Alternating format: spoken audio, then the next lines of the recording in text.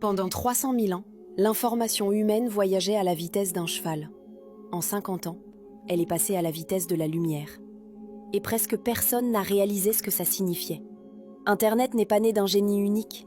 Il a été pensé pour survivre à une guerre. L'idée de départ, un réseau sans centre, sans cœur unique, pour qu'aucune frappe ne puisse le détruire. Et c'est là le concept terrifiant. Internet n'a pas de chef, pas de bâtiment central, pas de bouton d'arrêt.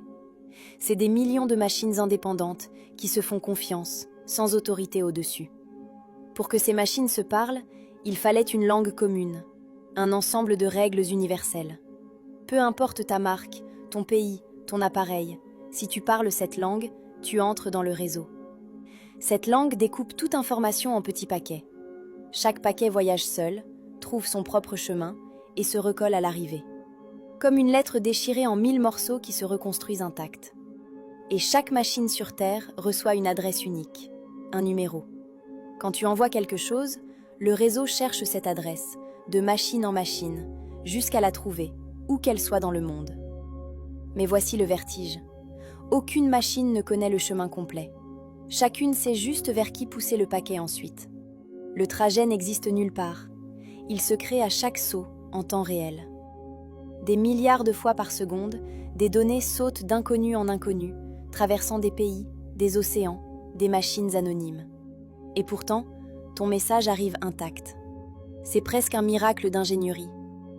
Toute cette structure repose sur des câbles physiques bien réels.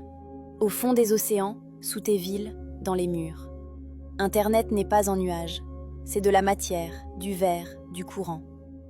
Et au-dessus de cette machine, une nouvelle réalité est née. Pour la première fois, n'importe quel humain peut parler à n'importe quel autre, instantanément, gratuitement, à l'autre bout de la planète. En une génération, nous avons connecté la quasi-totalité de l'espèce humaine à un seul cerveau commun. Toute la connaissance, toutes les voix, tous les mensonges, au même endroit. Ça n'était jamais arrivé.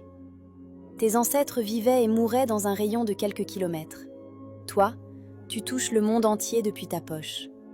Internet n'a pas changé nos outils. Il a changé ce que ça veut dire d'être humain.